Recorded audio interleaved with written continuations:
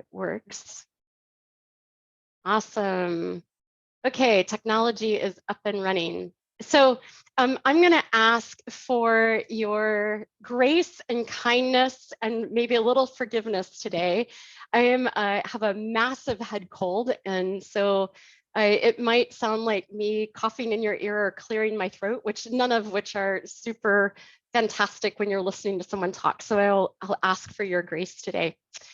But here, as we dive into this topic about read the room, I have a question for you. And you can raise your hand by either raising your hand or you raise your Zoom hand. But how many of you have ever had the frustration of having the same conversation over and over at work or at home? Yeah. Yeah, all the hands come up. Nice. Here's the thing. I call these Groundhog Day conversations. And the risk of these kinds of conversations is that we are often missing something in the structure, sort of a pattern, if you like, that keeps repeating itself over and over again, leaving the participants of the conversation stuck and in some way not producing an effective conversation. So if you can relate to that at all, then that's great, because we're going to be talking about how to read the room and how can you catch sight of those moments in conversations where they may become stuck, and how you might be able to intervene to help the group change the nature of the outcome. So just a quick note about me. Jeff read some of my background. I think the thing that I would say the most about my background is that I am a software engineer by first career and training, and 23 years ago began to make a switch to really working much more with facilitation. Today, I focus a lot on dialogue. And I often say I came to this because I realized early on I didn't have skills for working with other humans. And that's what has led me to do what I do today. So here's a story. When my daughter, Lauren, was very young, she and I had a Groundhog Day conversation I like to call, get your shoes on, please.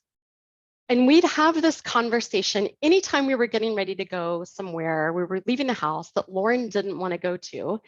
And we were often in a hurry to do it. And it would go like this. Lauren, do you have your shoes on? No. Well, please get them on. We need to leave for the bus in 10 minutes. Okay. 5 minutes would go by and I'd say, Lauren, are your shoes on? No. What are you doing? Playing on the computer. We need to leave in 2 minutes. I need you to get your shoes on now. Okay. 2 minutes later, I'm headed out the door. Lauren, let's go. The bus is here. And a loud cry from the end of the hallway that starts with, but wait, I don't have my shoes on.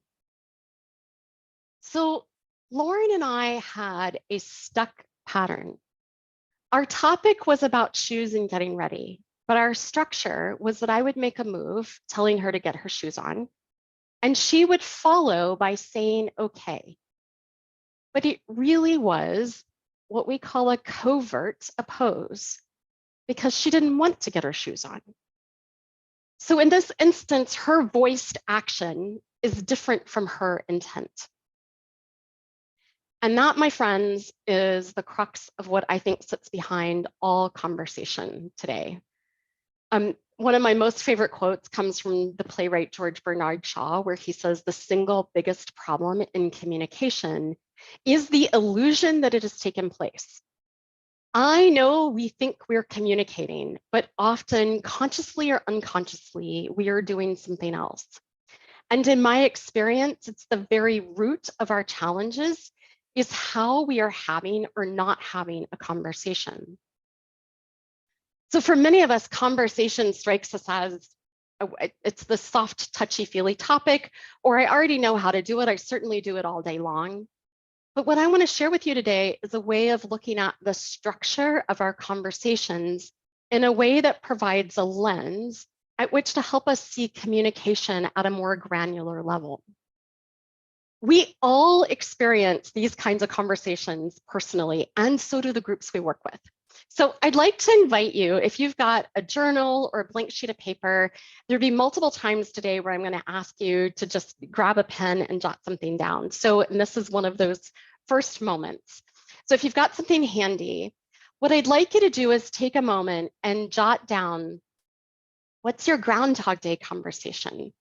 It might be your version of put your shoes on, please, or it might be one that occurs often in your team. So take just a moment to think about your Groundhog Day conversation. And then if you'd like, you don't have to, but if you'd like to, just type your headline in the Zoom chat, like the headline of your story. And this would be, like mine is put your shoes on, please. What would yours be? Just so that you can spark ideas for others that are joining us on the call today. So we're going to come back to that later. So don't lose what you wrote. So when a team gets stuck, what can we do? Well, we can read the room and help the team change the outcome. So I have 4 goals for today. One is that I want to introduce you to the first level action stances and structural dynamics and give you some language for reading the room. Second, I want to be able for you to recognize the 4 actions in the common patterns in action stances in the hopes that you might see these, if you see these on your team, that you'd be able to tell a structural story of what you're seeing. Third is to be able to identify your own center of gravity. This would be the action that you use most often, because you have to be able to do this work on yourself before we can do it for others. And fourth, we'll talk briefly about how you can change the conversation you're facilitating or leading. And here's the secret behind all of this. Reading the room starts with us first. And so I believe the most important work you can do today is just simply increasing your own awareness about your own patterns so that you can then begin to help your team see patterns that are showing up in the team conversation. So that's where we're headed today in our short block of time together. So let's define the term read the room, because I think this phrase can mean lots of things to lots of people. If you want to type your definition in the chat, you can do that. Like when you hear the term or the phrase read the room, what comes to mind? And I think it's pretty common that a lot of us begin to think we're looking at body language, or we're trying to, get a sense of how people are reacting. But here today, I have a very specific way in which and definition that we're going to use for reading the room. There are many things that are happening in a room when a group gathers to collaborate. So as a facilitator, our first priority is to remain neutral and stay out of the content of the meeting. That's the what we're talking about. And ultimately that content belongs to the group. So the focus of facilitation or leading a meeting becomes on how a group is working. And that includes group process, group dynamics, and structure. So group process includes things like room setup, creating working agreements, designing task-oriented processes that will help a group achieve their desired outcomes. Group dynamics will be things like who's in the room, rank and power dynamics, energy and relationships. And then the last will be structure and tone. And this will be how we are speaking and communicating with one another and the manner in which we're speaking. So there are lots of things to pay attention to when we are reading the room. And of all of these, the structure is the greatest predictor of the outcome of the meeting. And so by looking at structural patterns in a group, we'll be able to notice when a group is moving forward in a healthy dialogue, or when a group is getting stuck in a Groundhog Day conversation. So when I use the phrase read the room, this is what I mean. It's to separate what from how, and to focus your attention on structure, and then using the structure, help the group make the invisible more visible. So that's what I mean when I say read the room. Structural dynamics is a theory of face-to-face communication. It was developed by David Cantor, and David began his work back in the 1970s as a clinical psychologist working at Harvard and Boston. And he conducted in situ studies of 9 families where they recorded every sentence of conversation in those families and began to study what happened in conversation. And in the early 90s, David worked with Chris Argyris and Peter Senge, Don Schoen, Bill Isaacs, and Ed Sheen to actually translate the family systems work to leaders and teams. And what emerged from his studies was a universal theory of the structure of communication. And it said that communications can be deliberate, and you can also design your conversations to generate success or failure. So a couple of takeaways from the research. So one key takeaway was that structure determines the performance or the outcome of the conversation. So just like the structure of a riverbed, like the turns and the rocks and the crevices determine how fast water flows, the structure of our conversations determine their performance. A second takeaway is that there exist 2 realities in every conversation. So in this picture, 2 people are having a conversation. What they are saying to each other, the speech acts make up the visible part of their behavior in the room. And then the invisible part, the theory says that there's a largely unconscious structure of all human verbal exchanges, and it's invisible. And it's this structure that affects the performance or the outcome of conversation. So if structure determines performance, and there are visible and invisible realities, then the findings came together in David's theory of structural dynamics like this. David identified 3 levels of structure. The first is the broader social structures. So this looks like, take your team at work. This would look like, what company are you working in? What's the culture? Where is your company located geographically? What's the culture of that geography? What's happening in the industry if you're in finance or entertainment or banking or food service? All of those will have different structures happening in the greater business environment. But all of those things are sort of sitting above our conversation. Then there is the face-to-face structure. That's where we come together, and it's where 1 or more people are gathered in a conversation. And yes, for people who might be thinking, yes, that includes Zoom, since we spend a good majority of our life these days in a virtual environment. Face-to-face structure means that we are in a conversation. I often get asked the question, what about Slack or other asynchronous communications? There will be a face-to-face structure in that, but it can vary slightly, but some of the same structures still apply. And then there is the third one, which is a deeper, more individual structure. And that consists of our mental models, our beliefs, and most importantly, what David calls childhood stories, things that really inform how we behave, and they are the least visible things in our conversation. So the whole intent of structural dynamics is to make the invisible more visible by being able to see it, name it, and work to shift it. Because if it remains invisible, it undermines what's trying to happen.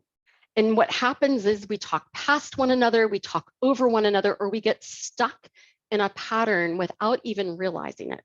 So today, we're going to focus just on the face-to-face structures. And within the face-to-face structures, there are 4 levels. The first is an action modes level. This is also called the 4-player model. Actions refer to the vocal acts that we take when we're interacting with someone. The next is communication domains, and these are the things that that matter to us, the issues that we gravitate towards in a conversation. The third is operating systems. These are the rules that we implicitly follow when we're engaging with others. And fourth is one that I just mentioned, which is childhood stories. And these are the origin of what raised the stakes for us individually, and they can manifest as conflict with others. So there's a lot here, but what we're going to focus on today is just the first level, which are action modes.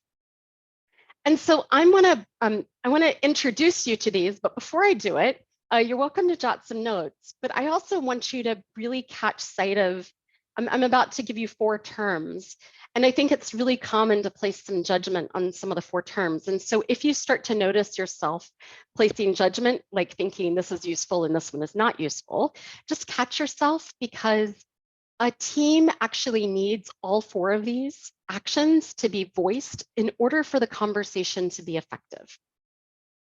Another distinction about these speech acts is that they are taking place right in front of you. I'm doing a lot of speech acts at the moment, and that's different from any kind of personality preference or even a role. So this is not that. This is behavior. It's sort of action in the moment.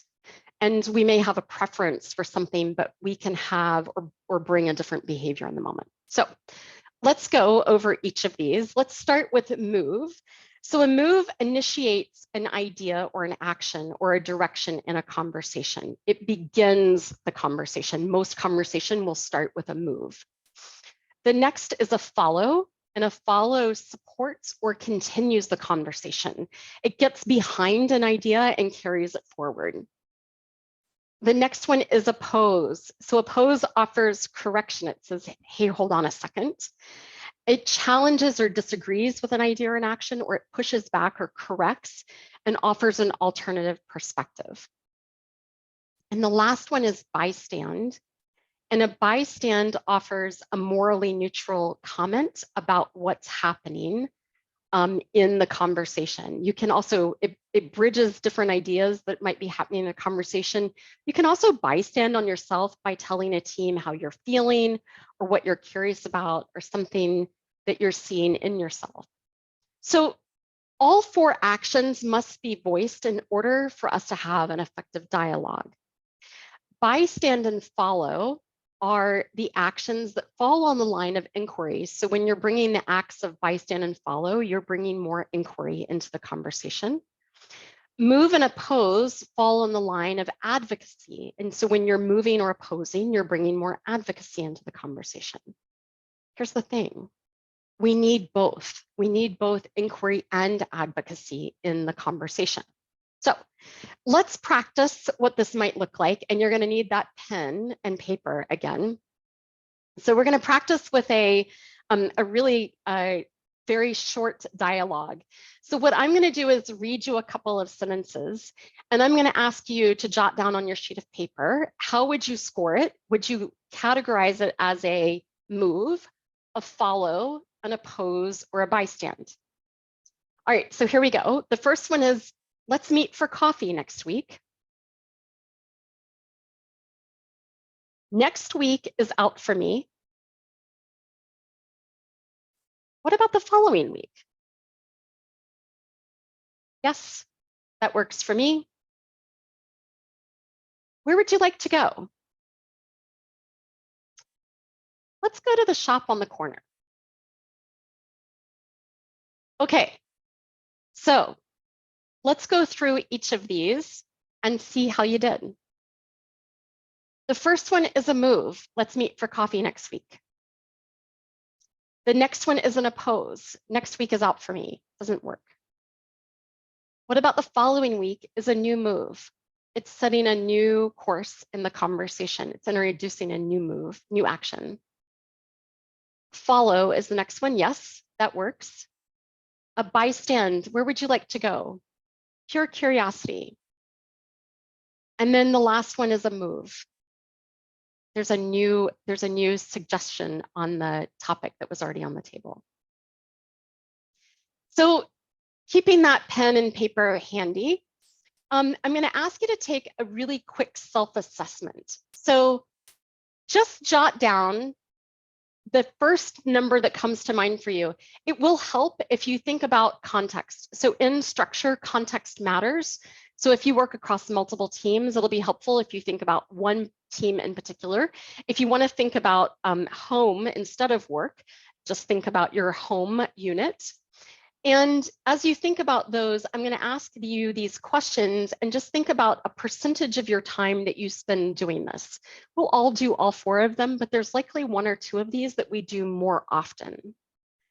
So what percentage of your time do you spend putting forth ideas, directions, or positions for others to consider?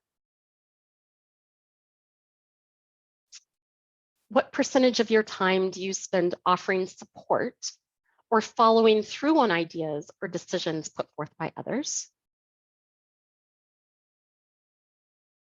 What percentage of your time do you spend challenging and enhancing ideas proposed by others? And the last one is, what percentage of your time do you spend offering observations and perspectives that bridge competing ideas? Ideally, that would add up to 100%. And so just notice which one or 2 likely, are higher for you, because this will help you start to find yourself in some of the patterns that I'm going to introduce next. Because while all 4 of these actions are needed in order for the conversation to be effective, what often happens in conversation is that 1 or more of these actions is missing. So if skillful conversations can produce new thinking and action, then what in the heck gets in our way when we are meeting with other people? Well, we get in our way. So let's look at this through a structural lens. One of the very common patterns in teams is called serial moving. And so what's happening in serial moving, there will be lots of energy in the conversation. There will be lots of different topics coming onto the table. Yes, if you're facilitating a brainstorming session, serial moving can be really helpful. If you're having a conversation or trying to talk about things in the context of your meeting, serial moving can be really hard. You'll know these conversations, the pace will feel really fast. It'll feel like there's a lot of ground covered. And likely you'll walk away from the meeting going, so what did we really accomplish today? I'm unclear. I know there are a lot of topics we talked about, but I'm unclear what we really did or what decision we carried or moved forward. So if that's happening, chances are you have the pattern of serial moving. So what's creating this pattern? Well, there's some unconscious mindset thoughts that can sit underneath of this pattern. So just check this out and see if any of this is true for you.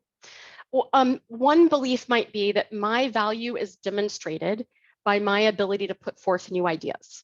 So there will be sometimes teams or organizations that work with that pattern and that belief in mind. Another pattern, another belief might be, I need to keep the conversation moving because I'm uncomfortable with silence. I don't feel like that's productive.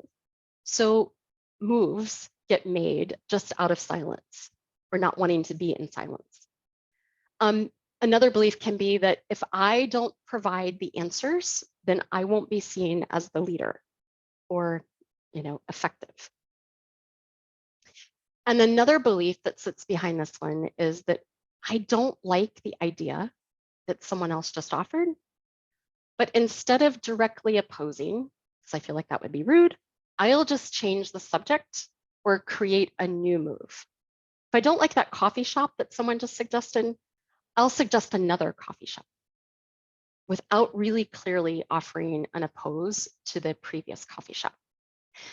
So if serial moving is happening on your teams, then what's missing is bystand and follow. So sometimes it might just take someone to say, hey, there are 4 topics on the table right now. What's the one that we want to follow first? What's the one that we want to explore? And we'll put the others on the in the parking lot till later. So sometimes just simply a bystand and a follow will help break that pattern. The next pattern that can emerge is called courteous compliance. And the energy here in this pattern is often of alignment. So this can feel good. Another name for this can be groupthink. So in order for there to be completion in any action, there needs to be follow in a conversation. So that's not inherently bad. But when the team becomes stuck in this pattern, or in other words, this is a very common pattern that starts to show up, there are some mindset beliefs that can sit underneath of this. One can be, look, just tell me what you want me to do and I'll do it. Or can't we just get along and move forward? I don't really want to rock the boat, or it feels like we just don't have time for that. So let's just keep going. You'll find people think, well, I've tried to offer other ideas, but they're not valued. So let's just move on. And this can be really tricky too. If you find yourself in the role of facilitating, if you come across as having a really clear agenda and you've got lots of energy, group members can start to fall back and just think, well, the facilitator seems like they're ready to move on. So I'll just hold back what I'm really thinking. And then I think one of the more tricky mindsets that sits underneath of this is when people believe it is their role to comply and follow. Then we're in trouble. So if this pattern shows up, then there is a place to intervene. What's missing from this is oppose and bystand. Serial courteous compliance is missing that voice of opposition, the one that says, hey, hold on, a second, we need to change this. Another pattern that can emerge is called point counterpoint. So this is the line of advocacy where move and oppose are the really clear actions coming into the conversation. And it will often feel like there are at least two people really at odds with one another. So if you find you're in this or you're witnessing someone in this, it can feel like both points of view really advocating for their own point of view. People will dig their heels in and say, look, I'm not giving in. Or I just think that you may not understand me. So I'm going to explain it again and again. And this next time I might just say it louder or try to be more convincing or persuasive as I tell you. So what are the missing actions here? This needs inquiry. It needs bystand and follow. Without any inquiry, the conversation will just simply stay locked. I think we should do this. I disagree. I think we should do it this way. So it needs bystand. It needs someone to name or bridge what's going on. And often opposes are much more effective when they start with a follow and a bystand. So what is it that what's even the 2% that you can agree with about what the person is saying? And what's the context that you see, which begins to invite more content and more context into the conversation that keeps us able to be in the conversation more than just being locked into advocacy. The fourth pattern that can emerge, this is really great when you get a group of coaches or facilitators together, can be a hall of mirrors. And so this is where people bring lots of perspective. There's lots of, well, I'm noticing this and I'm noticing that. So there can be a lot of context in the conversation, but what the conversation will be lacking is a really clear move. We need someone to make a move for us to be able to react to, either support or oppose a move that's on the table. And here's the thing. If you have serial moves, courteous compliance, or hall of mirrors, you also have what's called covert opposition. And this is when our intention doesn't match our voice or what we're acting on. So if I don't believe that I can really clearly push back and oppose what someone is saying, then what I'll do is offer a new move. I'll change the subject, or I'll offer a follow and say, sure, remember my story with Lauren. If you looked at our speech acts, they were move and follow. But what Lauren really intended was an oppose. I don't want to put my shoes on, but she didn't voice it, either because she didn't think that she could, or she didn't think that would be welcomed, or that might get her in trouble. But either way, it's not what she said. So why does this pattern show up? Well, it can be many reasons. So it can be culture. It could be the company organization culture. It can be how we're raised. It can be experiences of our past, whether in our childhood or early adolescence or companies that we've worked for before. I think in my work across so many teams, particularly in American business, I'm fascinated by how much I think the voice and action of opposition has been trained out of us. People say it's not my role, or it would be impolite, or it would be a career limiting move, or I don't want to talk about, I don't want to waste the social capital to talk about that, so I don't.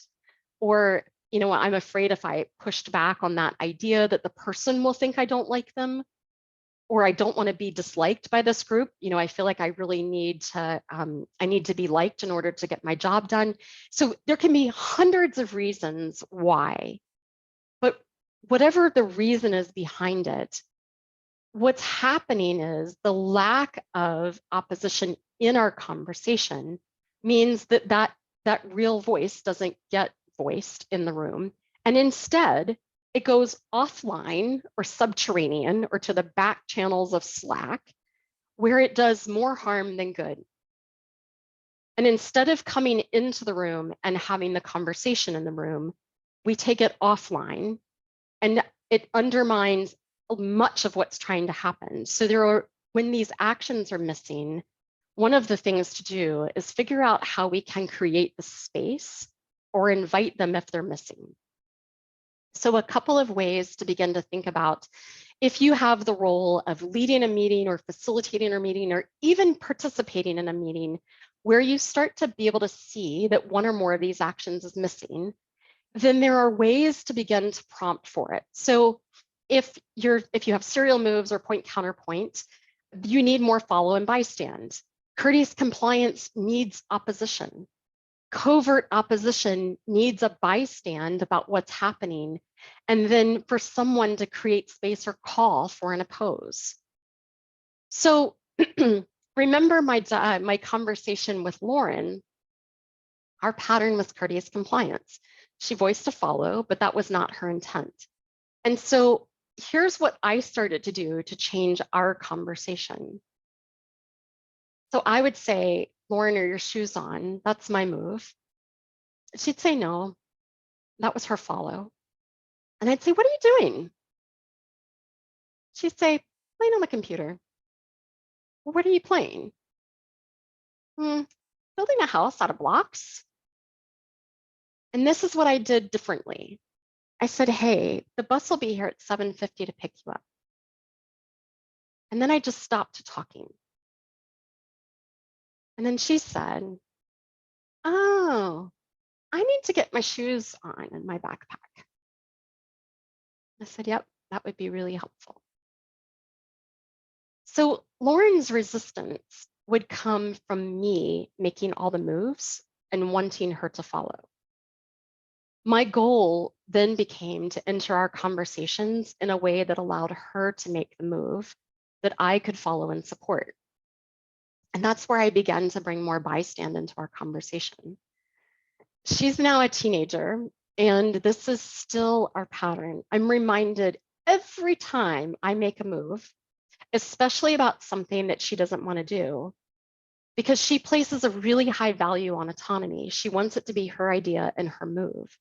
And so when I can bring more inquiry and curiosity into our conversations, when I can ask more questions, it sets her up to make a move that I can then follow.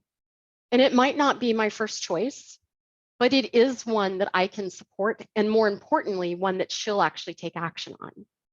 And so it's changed the nature of our conversation just by me changing how I enter our conversations. So if you are in a conversation and you start to notice that one of these actions is missing, what can you do? Well, here are some shortcuts, some shorthand. So you might want to make some notes. But if move is an action that's actually missing from the conversation, you might prompt for it by saying, what else, or what's missing, or what would you suggest?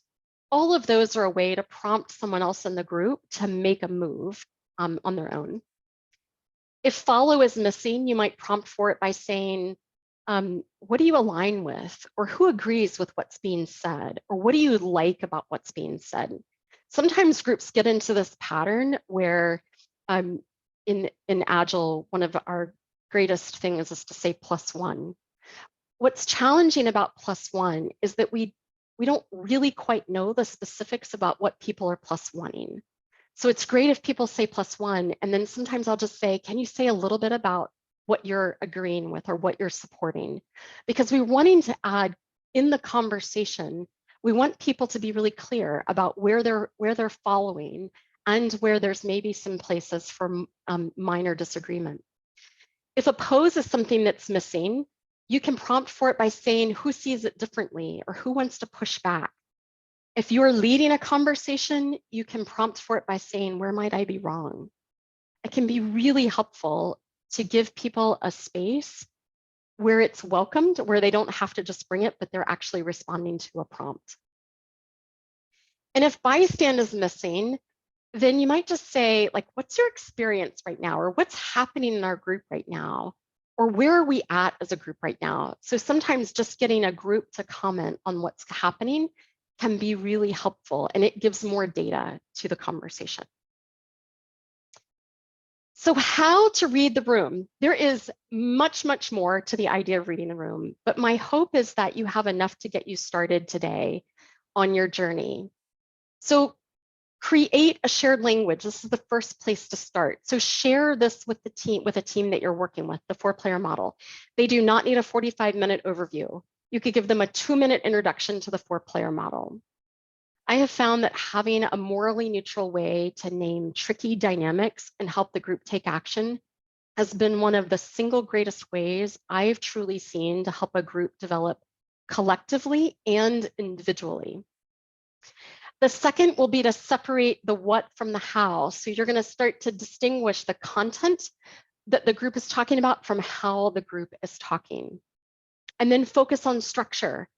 Find brief moments in a conversation, maybe 4 to 5 minutes at most, where you might be able to fade enough in the conversation that you could code what's happening, and then see if you can prompt for a missing action. And then the last will be to name what you're seeing. So bystand, and then help the group make the, help make the structure more visible to the group. So you might say something like, I'm noticing we have 3 moves on the table right now. What's the one that we want to work on first? A number of years ago, Google set out to discover what makes teams effective at Google. And what the research showed was that what really mattered was less about who was on the team and more about how the team worked together. So facilitation tools like collaboration boards and games and icebreakers and sticky notes and dot votes are so valuable and helpful. But we're missing an opportunity as leaders to help groups get beyond the surface level conversation of what's written on the sticky and help them have a deep conversation about what the sticky means. So why is it important? How are we working together? What's the conversation that we're not having, or what's the conversation that we're having outside the room that we actually need to have inside the room? So the question I have for you today is, what's the conversation you want to change? So if you take out your notes from the very beginning about your Groundhog Day conversation, take a moment and see if you can code it like I did with my daughter, just enough to get the sense of what's the pattern. And then what's something that you could do to change that conversation? So just remember, I changed a very small piece about how I entered that conversation with my daughter. We were stuck in a pattern. It was courteous compliance. It was me making all the moves. The more we kept having that pattern, the more moves I made. So I got myself out of the role of being the constant mover. So what's something that you could do to change that conversation that's your Groundhog Day conversation? And if you want to learn more, Jeff shared at the very beginning, I have a book out. It's new, called Build Your Model for Leading Change. There's also The Art and Science of Facilitation. And on my podcast, we are about 7 episodes into season 2, where I'm doing a mini series on having leaders tell stories about how they have worked with structural dynamics. So if you're at all curious about any of this, you can come listen to a couple of episodes where you'll hear me interview leaders about how they're using structural dynamics in their own leadership. And I get asked this question quite a bit. So if you're interested in structural dynamics, we offer 2 certification paths. One is a 9-month cohort that leads to the IC Agile ICC, which is the Expert in Agile Coaching. Structural dynamics is a key part of that program for us that kicks off in September. And then a much shorter version kicks off May 15th in a 5-day program we have called Advanced Facilitation. And we'll take questions in just a moment. And I'd say, reach out to me on LinkedIn. I love connecting with people. I'll usually try to answer you within about 24 hours of you reaching out. Just tell me how you found me, and I'm happy to jump into LinkedIn and have a conversation with you. So with that, I'm going to stop sharing my screen, and we'll open it up for any questions that anyone might have. We have 10 minutes left. Also, if you type your either come off mute, ask the question, or type it in the chat, and we'll relay it on. I'd love to also get everybody's feedback on and their key takeaways from today's event. Type that into chat. Can I ask a quick question? Yeah. So I'm glad you highlighted Project Aristotle. I kind of read about it a while back, and psych safety was like a big emphasis of the outcome of that study, right? Now, one thing I noticed is opposing, right? It tend to be a tricky art at this moment of time, what I'm seeing, especially with you're dealing with different generations within the team construct. Yeah. What's the good techniques to deal with that, where essentially opposing an idea is not negating the psychological safety of a team member, right? And that's where we tend to kind of bump into that frequently, is like just if mere opposing of an idea is at some point being amplified to become personal or attempt of cancellation. Yeah. I think that oppose is so it's tricky, I think, in all of our organizations for various reasons. I don't have a silver bullet for you, but I will tell you what I normally do. And I think if you were to just simply introduce your team to the 4-player model, and then I think having a conversation with the team about this very question, what's it like to oppose in this team? In a very abstract way, but what you're doing is surfacing the conversation. You're not putting anybody on the spot, but you are inquiring about what makes opposition difficult. Now, that's assuming that you've noticed a pattern where it maybe isn't voiced, or it's maybe voiced by one person, 1 or 2 people in a team. But I think just simply asking, what's it like to oppose here, can be a really fruitful conversation, because it opens up the opportunity for people to say things like, I don't think it's welcomed, or I think it would get us in trouble, or I don't think we have time for it. So I think it's a helpful conversation to have with teams. Thank you. Yeah, you're welcome. Any other questions? What do you do when, what do you do when there are a lot of bystanders? A lot of times I think it's helpful to just say something to the effect of, we've got a lot of context. Can someone make a move? Can someone suggest what we might do next? Because when there's a lot of bystand, there's lots of context, but we need for someone to set a direction and be okay with people either pushing back or following in some way, but it's missing move.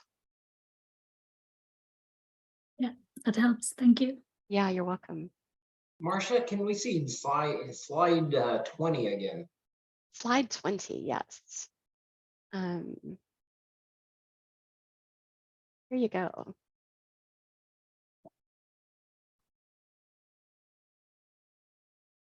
Is that the one?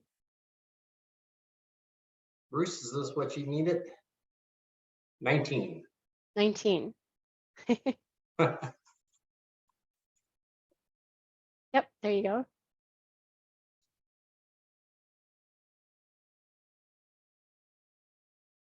Great.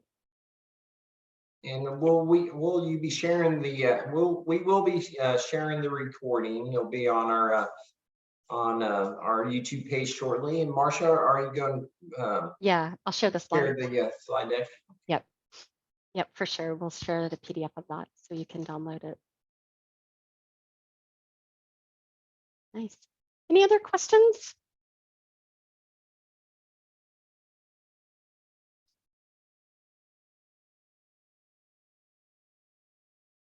How do we, I don't know if it's okay to ask a second question. How do we bring the covert opposition to surface? I think it's, the 4-player model in its just very simplest form to say that, to share it with the team and say all 4 actions are required in the conversation. So let's just be watching our conversations over the next week and see how we're doing. And that takes the pressure off of you as a solo person that has to be in charge of raising that as a solo person, and it can put it onto the team. So at the end of the week, you might just put the 4-player model back up and say, so where do we think we are in this model? Like, are there any actions that we're missing in our conversation? And you might just ask the team. If you see that oppose is missing, then you might bring that in as well. And again, you could ask the conversation, you could ask the question, what's it like to oppose in this team? You might also, depending on what you find, if there are other actions that are missing, so sometimes move becomes more silent, or follow, Agile, like I said, Agile teams are really great at the +1 concept, but it's really hard for us to really know what you're +1ing. But you can just have some of those conversations by like, what would it be like for us to voice a move, or what would it be like to voice a follow? Does that help? Yeah. Yeah, it does. Thanks, Marsha. You're welcome. We got time for maybe one more question. Looks like Bruce was looking for slide number 18. Could you go back one, Marsha? Sure. Well, others are, any last questions? Well, actually, I'm curious to know how you can make this change persistent, because some types of person will always be followers or bystanders, or and okay, as a facilitator, you need to step in and yeah, try to. Yeah, I hold a perspective that we all need range and my cold is going to work against me today. We need communicative competence in our leadership. And so I hold a perspective that we all will voice all 4 of these. They are, they're sentences that we can bring into a conversation. There will absolutely be, I think one of the easier ones to sometimes pick out are people who are really fluent at opposing or offering correction in a conversation. You'll find them, we do things like give them labels of the naysayer or the devil's advocate. I don't subscribe to the labels being super helpful. But one of the things that I think can be challenging in group dynamics over time is that we can, if I'm not as good, if I'm not as fluent in bringing opposition, and I work with someone who is fluent in bringing opposition, I'll just sort of hang back and I'll let them, I know that they're going to be the one to voice opposition. So I'll hang back and I'll let them do it. And then I'll complain about them later on to say they're always doing this. And so I really do think it becomes the work of a team to become more fluent in all four, because then, you know, I'm getting my voice in, I'm maybe pushing my edges, which maybe makes it uncomfortable for me. So that's a growth edge for me. And for the person who is often bringing opposition, for them to start to do other actions as well will be a growth edge for them. But I think what you can find in that is both individual and collective growth. And that doesn't happen overnight. So that's a follow from me on your comment about, you know, this will likely feel like it's a stretch for some people, for sure. But I think over a 6 to 9 month period of time with a team actively remembering this and bringing it back to the forefront and going, how are we doing and how are we doing now? And yep, I'm noticing, like, we keep seeing this pattern of courteous compliance, but I'm noticing that's changing. We do this work even in my own team. Sometimes our oppose as a system drops, and then I will do things and then I'll find the oppose. Sometimes I might find more oppose than I was counting on. But I think it's really helpful when we develop that communicative competence muscle, individually and collectively. And it will be a stretch. Indeed. Thank you. Yeah, for sure. Well, we're at the top of the hour. Thank you, Marsha. It's very insightful. And if anybody on this call is like me, facilitation is one of those points I have to continually strive and work towards. It's one of those weaker links. So thank you. Yeah, you're welcome. Thank you all. And best of luck. Yeah, onward and upward. Yep. Thank you, everybody, Thanks, for Marsha. attending. Hopefully see you guys soon in a meetup coming near you. Thanks. Thanks, Thank you. everyone. Feel better, Marsha. Thank you. Thank you, Marsha. This is great. Thanks for coming.